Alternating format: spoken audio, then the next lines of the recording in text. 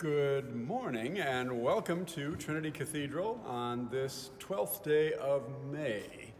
Lovely spring day that we have, a little on the cool side, but it's a perfect day to visit the choir division, which lives on this bottom keyboard here. You will remember, if you've been a student of recent videos, that the great division, the sort of heartbeat of the organ, lives here. The swell is the third keyboard. The solo is at the top, full of interesting solo sounds. And the choir division lives on this bottom keyboard. It's perhaps the most gentle in tone. It's a little more recessive intentionally than the rest of the divisions. Lots of lovely colors, different colors, and colors that work well for accompanying. Maybe that's why it's called the choir division.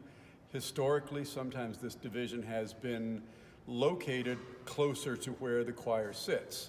And in a sense, that is true here at Trinity, because the choir division is the only part of this organ that's located in a chamber between the chancel and the chapel. So the rest of the organ lives in the main organ chamber over here, and the choir division lives in what is a much smaller space, but a singular and kind of interesting space that was obviously intentionally designed, I think, for housing part of a pipe organ by Charles Schweinfurt, the architect of Trinity Cathedral. I can't imagine why else that space would be existing. So it's the home for the pipes of the choir division, and the stop knobs of the choir are over here. You can see the label, and the choir has some representatives of all the families of organ tone.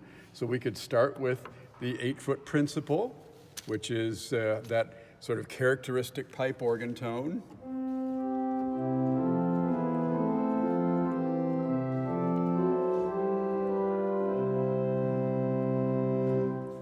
Exists also at 4-foot pitch, an octave higher. So here's the principal playing at 8 and 4 foot.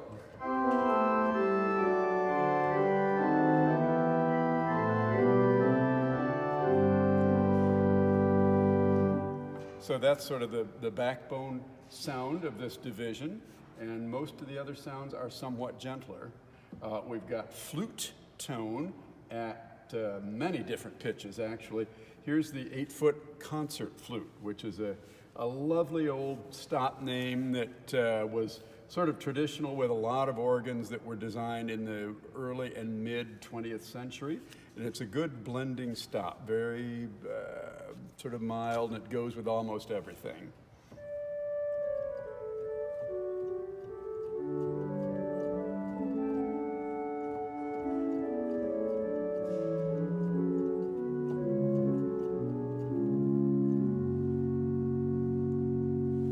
Sweet, mild, I would characterize that sound. Those are wooden pipes, and that's a distinctive sound of wood pipes. The flute at 4 foot is called the Koppel flute. These are metal pipes. Koppel is a German for cap or hat, and indeed these pipes have a little felt. It fits tightly with a felt band, but it's a metal cap on the top that gives it it governs which harmonics are emphasized, and it gives it just a little different color.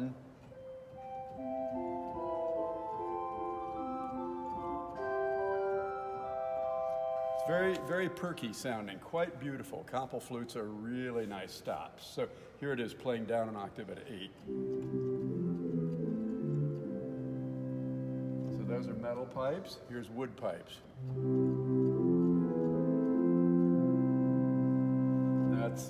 And then here they are combined.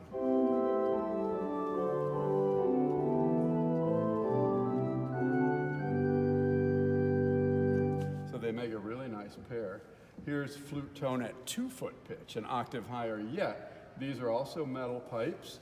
This is a block flute, and these pipes are tapered a little bit. So from the mouth, where the sound comes out, the pipes get a little bit narrower towards the top, and that again gives them a characteristic sound. So here's the...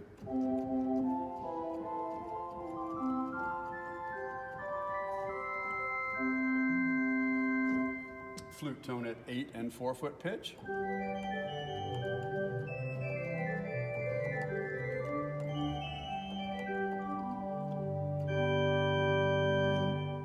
And flute tone at 8, 4 and 2. So 3 octaves of flute tone, wood pipes, and metal pipes.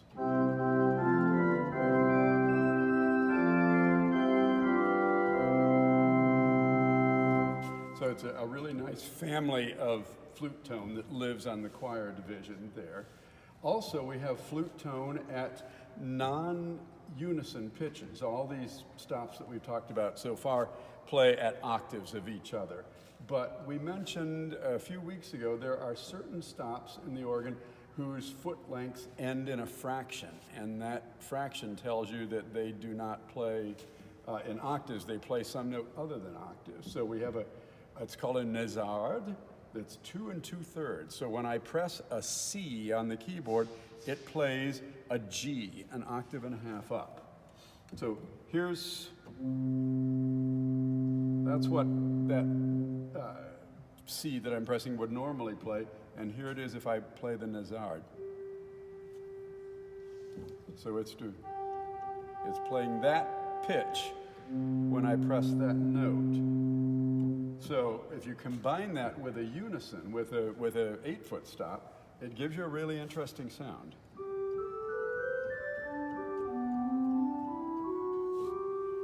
So that's our 8-foot concert flute, and here's our 2 2/3 that's playing an octave and a half up. There you can hear it's playing a different note. It's playing that note. But our ears magically synthesize those 2 pitches into what we interpret as one pitch.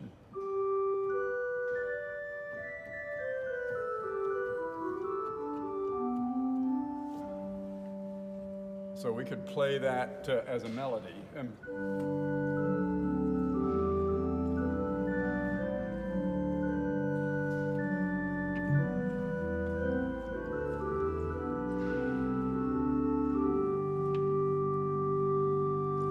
So that's how something like a mutation, we call these stops that end in fractions, work very beautifully as solo sounds. We have one other mutation that's a tierce, that is 1 3/5. So when I play what should be a C here, here's the tierce playing that same note.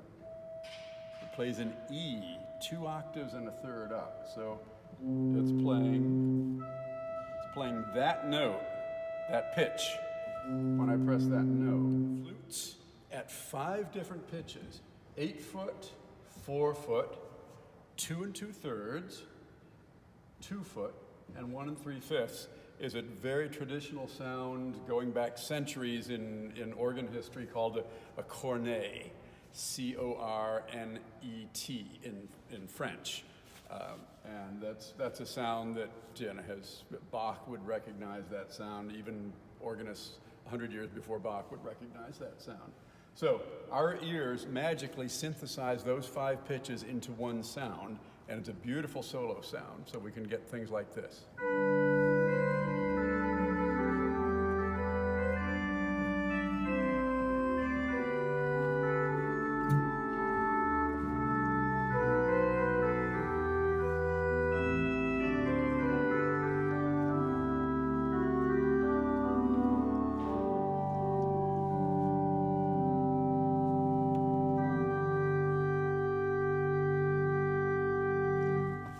So it's a very characteristic sound, a really beautiful sound. We have a few one-off sounds in the choir division. One is called the quintadena. Quint, of course, is like quintuplets, 5, and the 5th, the overtone of the 5th is very much emphasized in the sound of these metal pipes. They have a cap on them that helps to bring out the 5th. So it's a very delicate sound in this case.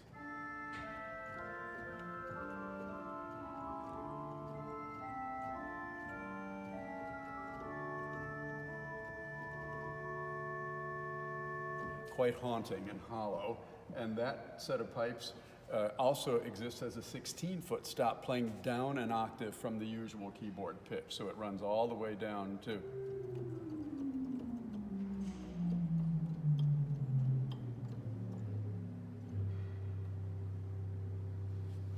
We combine that with different things. So here's the 16-foot quintadena with the 4-foot flute.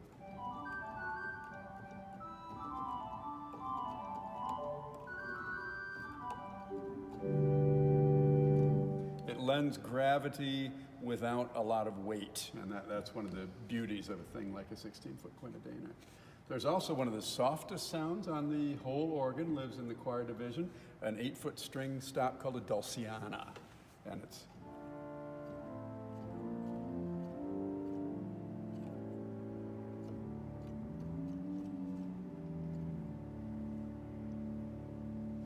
the whole choir division is behind shades, and you could probably have noticed that I've been opening and closing those shades fairly often in this demonstration. So the dulciana is very clear tone, but it's extremely soft. And like a lot of string stops, it has a rank that's deliberately tuned, in this case a little flat to it. And it sets up vibrations, and the outer tune rank is called unda maris. A good Latin name. It means wave of the sea. And again, it sets up sound waves. So here's the straight dulciana, and here's adding the unda maris.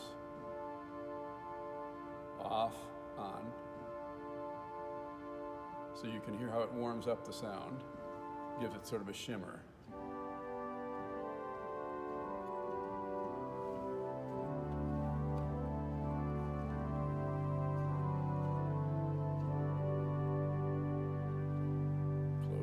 Shades, it gets softer.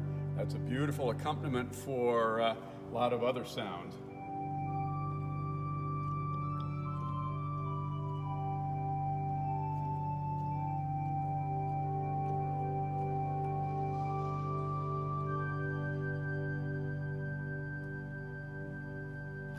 So the dulciana and its partner, the unda maris, are really valuable in terms of the quiet end of the tonal spectrum. We have one reed that lives in the choir division. It still needs work done on it to really get it all smoothed out. A lot of that work is going to happen next week.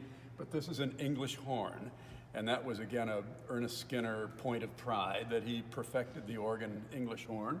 And these are pipes from the Skinner shop back in the 1920s.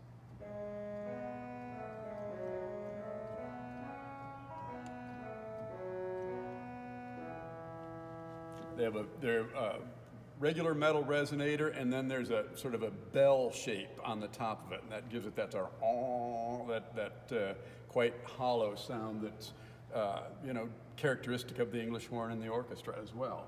We have also a tremolo that makes the wind just vary a little bit, so it's like adding vibrato to a stop like this. So there's a really good note. Straight, and then I'll add the tremulant. You can hear that little gentle vibrato.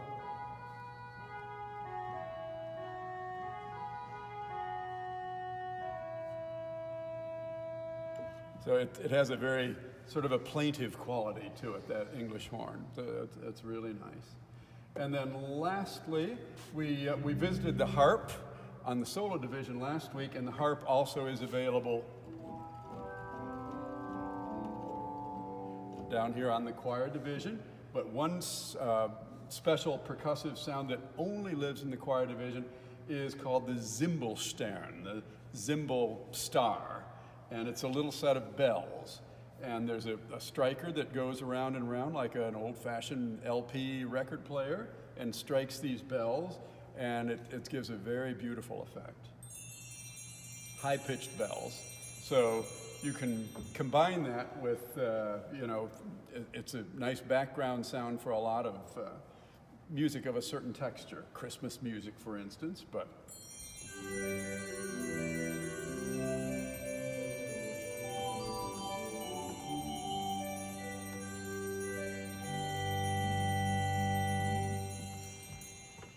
it lends a very festive air, while at the same time being rather delicate.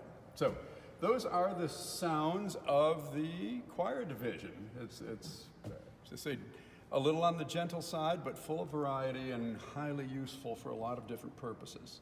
So next week we will visit these big wooden things down here, the pedals, and they play a lot of the biggest pipes of the organ, of course. Big wooden and metal pipes of 16-foot pitch, a lot of them. So we'll talk about the pedal division next week, and then you will have had the full tour of this instrument. So see you then. Take care in the meantime.